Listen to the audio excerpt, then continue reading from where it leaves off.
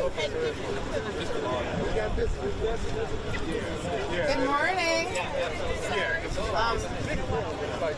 Thanks for coming out such short notice. And today we really want to talk about what's going on here. As many of you have seen, there's a lot of flooding going on, and we are working right now to respond, and we need your help to really make sure that we've got enough people here to help all the residents who are being affected. Can you hear me? Oh, is it the generator? No, we just went to tone.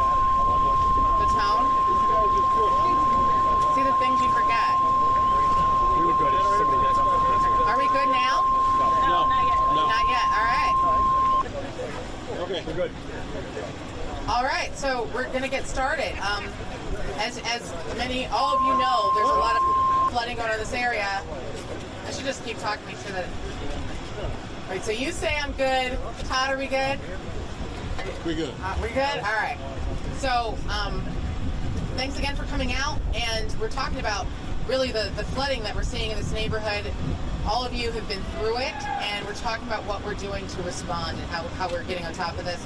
I'd like to introduce the mayor. All right. Well, thank you. We're here today to ask for the community's help for the next 4 days. So the neighborhoods in and around Jefferson Chalmers are experiencing, in many cases, a significant amount of flooding. That flooding is not really being caused by the rain.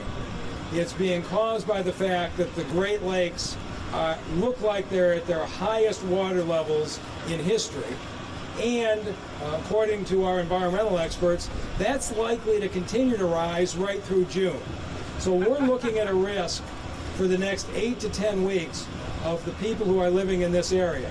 And while the rain contributes some, the bigger risk is the wind. When the wind blows from the east off of Lake St. Clair, it pushes those water levels up above the seawalls. And if you've been down there, you've seen on Ashland, which has been badly flooded at times, on Scripps we've had some flooding, on Harbor Island, Clink Island we've had flooding at different times, and it is mostly wind driven.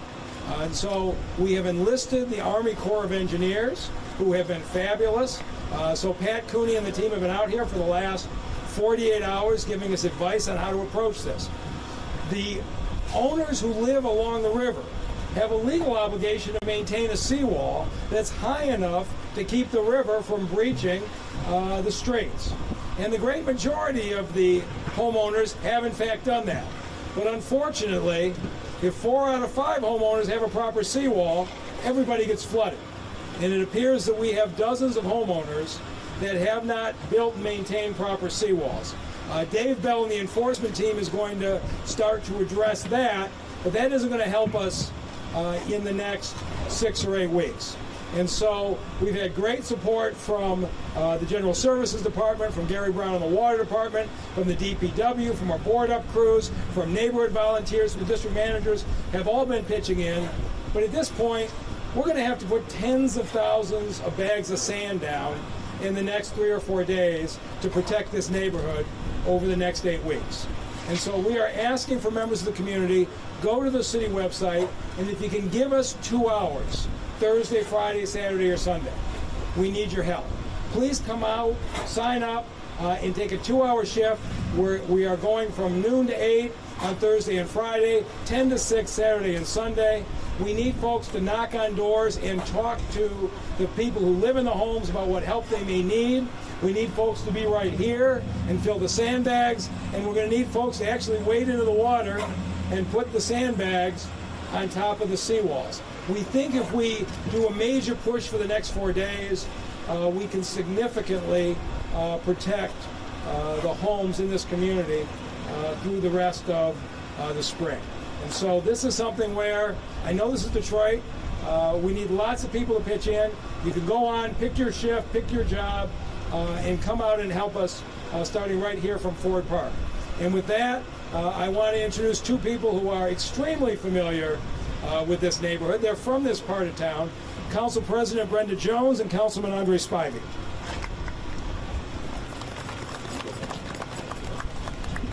So the area we're in case you don't know, is Jefferson Chalmers here in south side of District 4.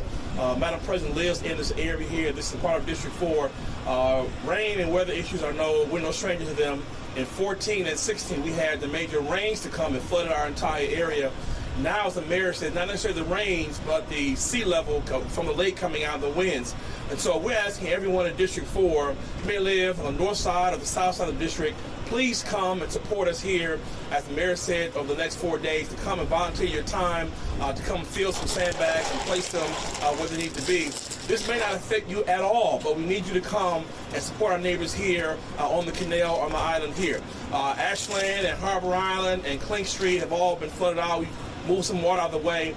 And our department's done a great job in helping us. The Army Corps of Engineers, our city department's done a great job. But we need your help. So please go to our city website. If you're in District 4, it'll be on our District 4 website, DetroitD4.com, along with our city website. So please come out and support us. All of our neighbors at Jeff Chomper's meeting tomorrow night at 6:30 p.m. Come out to that meeting. Over the next 4 days, all hands on deck are needed to make this problem go away. And we may need your help in weeks going forward, so be ready to come on board. But the next 4 days, we need you to come out, fill some sandbags, and lend your support and your arms and your strength. And I'll introduce our president, Brenda Jones, who lives in this area as well. Thank you, and let me start off by thanking the mayor, thanking everyone who has been out here, the water department, as well as our Homeland Security, who has been in. And I remember Spivey and myself started coming out on Sunday as we were receiving calls from some of the people who live in the neighborhood. I walked the neighborhoods on Sunday. I literally went to a home on Sunday that literally sits right on the water. And notice that if you stepped off the curb, to step down, it was like stepping off the curb from their home into some water. That's how high the water had raised on Sunday. And as the mayor said, the wind is blowing as it is blowing today, and it will continue to blow. What we're seeing today, if the wind continues to blow at the level that it's blowing, it's going to get worse before it gets better. We know that Detroiters band together when there is a need. We need every Detroiter, wherever you are, if you are able to come to assist these homeowners. It's them today with the water. It could be you tomorrow with another situation where you're calling upon other Detroiters to come and help you. So we're asking everyone to come out and help the homeowners who are here with water that's raising from the canal, from the wind, high winds, into their homes, so that they will not continue to see flooding, and help protect the property that they have on the insides of their home. Again, we know what Detroiters will do, and Detroiters band together and Detroiters come together. We're asking for your help now, Detroiters. If it's not your home, it's someone else's home, and they need you, you might need them tomorrow. So please come out down to Ford Park to help fill the sandbags and deliver them to the homeowners. Again, thank you in advance to all that are going to come out to help. Thank you to the great team that's out here right now that is doing the work that needs to be done to help Detroiters. We have the spirit of Detroit in Detroit.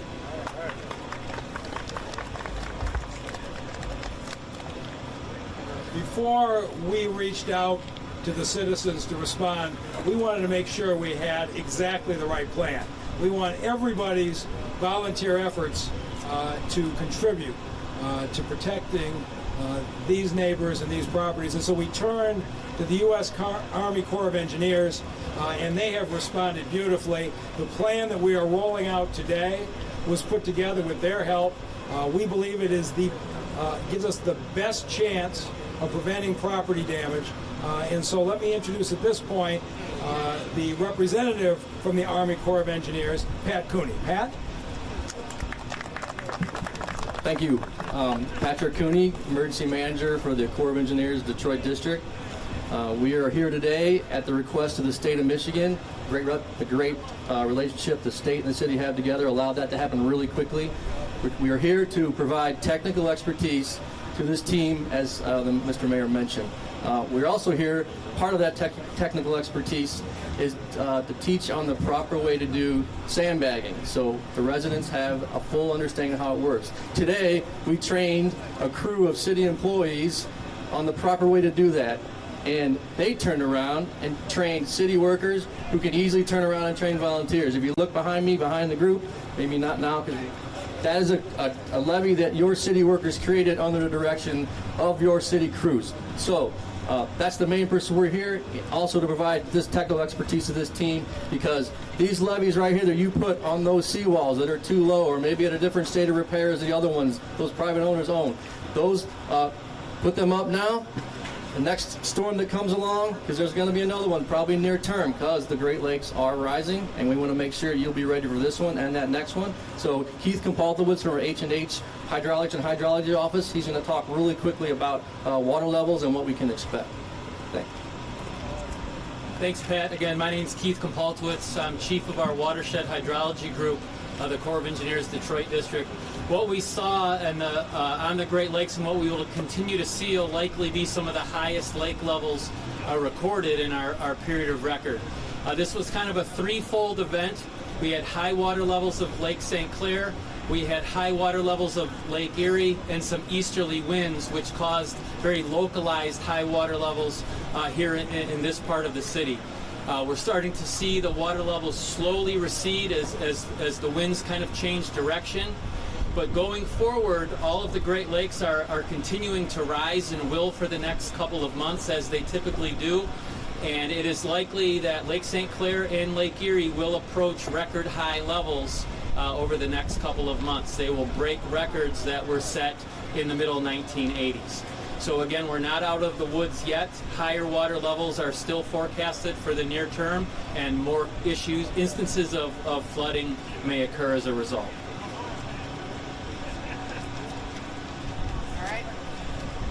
Thank you so much for your help, and thank you for responding so quickly to the call.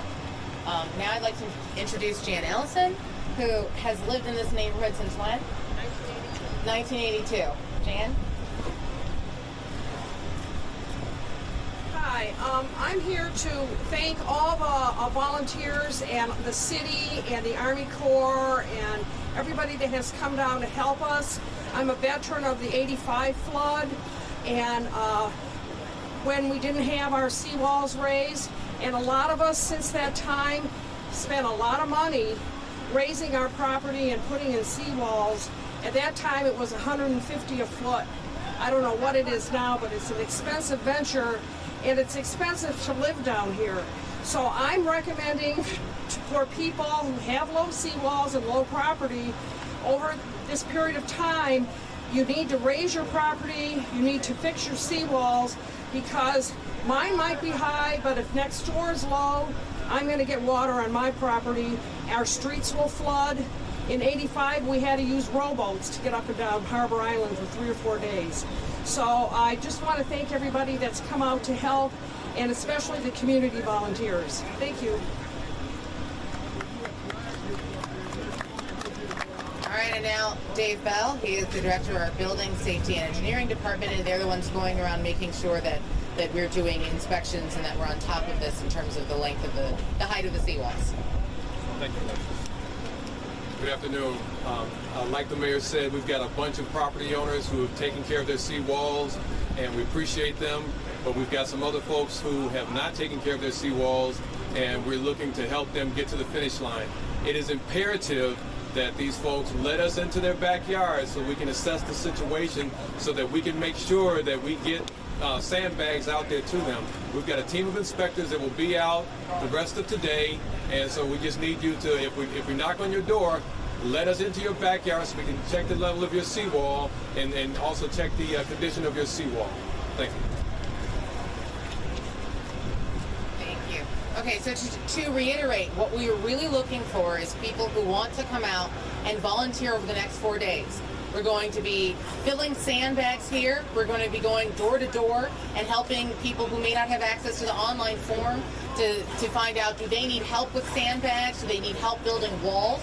And we're going to be doing it over 4 days. We're asking people to sign up for 2-hour shifts over that time period. If you go to the city's website, you have the option to either provide information about what's happening on your property, or to say that you want to volunteer and take a shift. We're going to be getting in touch with people. As Dave was saying, his team and then Brad Dick's team with the General Services Division have been going door to door. We have a pretty good sense right now of the number of homes in the area that could be impacted, but we do believe that we'll need at least another, maybe about 100 people a day to help us in terms of getting the sandbags filled, going door to door, and getting these the walls built in the proper way. So that's really what we're trying to get the message out about on this. And if there are any questions, let's get started. How many homes? So there are about 303 homes that are in this area, and the thought is about a third are impacted. Well, what is the general impact zone that has affected the homes here right now? Anybody else want to pick that up or no? I get it. Okay. Yeah, the general impact zone will be any home that backs up to the canals. So it's really along Ashland, Harbor Island, Clink Island, and along the Scripps. And that's the general zone. Again, as Alexis said, 303 homes. Well, what we're seeing are mostly the homes that are backing up onto the canal, or if you're on like Ashland, the water's all throughout the street. And I'm sure it's beginning to recede now, but. Okay, now you have the water coming in from the Detroit River, the Lake of St. Clair being blown in by the wind and the high water level. Right. What about a combination of that water and the water coming down from the Conner Creek watershed? Is that affecting it in any way? Yeah. The system has more than enough capacity to handle the storm water that we've received so far and that is forecasted in the near future. So capacity in our system is not an issue. Mr. Mayor, will you be joining Joe Biden's campaign? We'll talk about that another day. Okay, yes or no? I'm not leaving my job, if that's your question. No, are you joining the campaign is the question. Again, I'll make an endorsement and president at the appropriate time. Today, we're actually concerned about our neighbors. All right. Does anybody have any question related to the flooding? Yes. Yes, go ahead.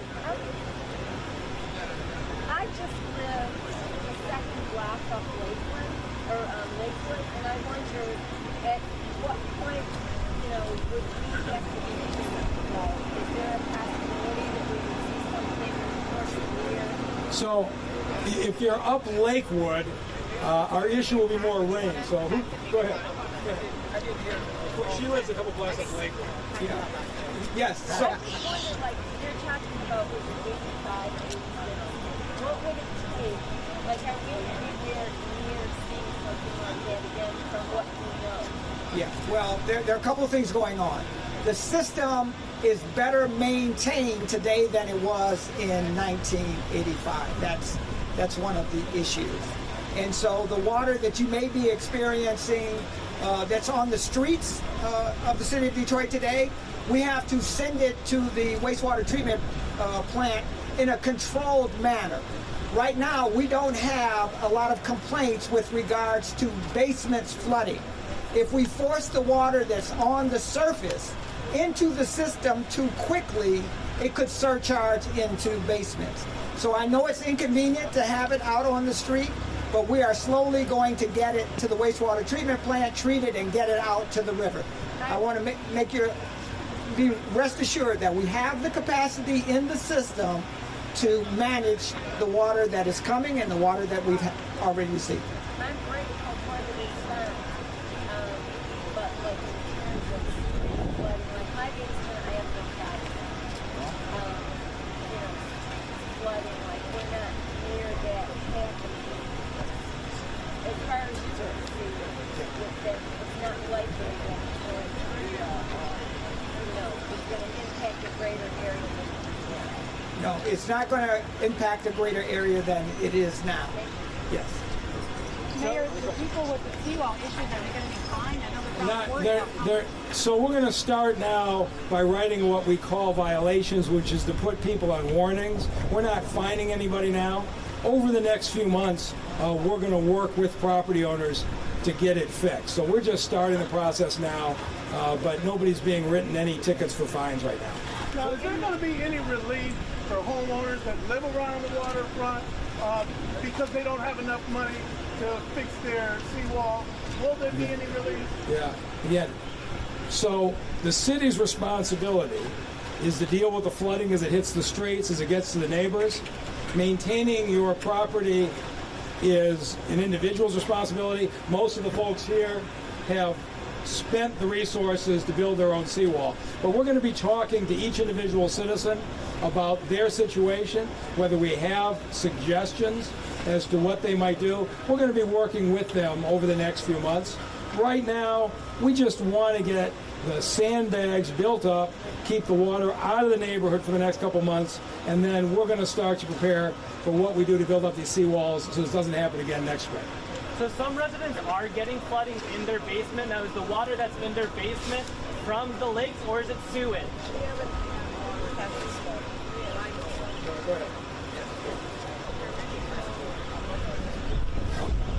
On Harbor Island, we haven't had water in the basement that I know of outside of one house, and that was because water was coming over someone's seawall and going into the wall of her house. But there could be other basements. It's not sewage backup. It would be water from, if your street's flooded and there's no place for the water to go, it may go in your basement. It's seawall. Right. It's seawall related, not sewage. It's related to seawall. Did you say where people go to sign up? So you've got the city website. I know Alexis has given you the link. And with that, if you've got individual conversations, come on up and we'll answer them as best we can. Thank you all very much.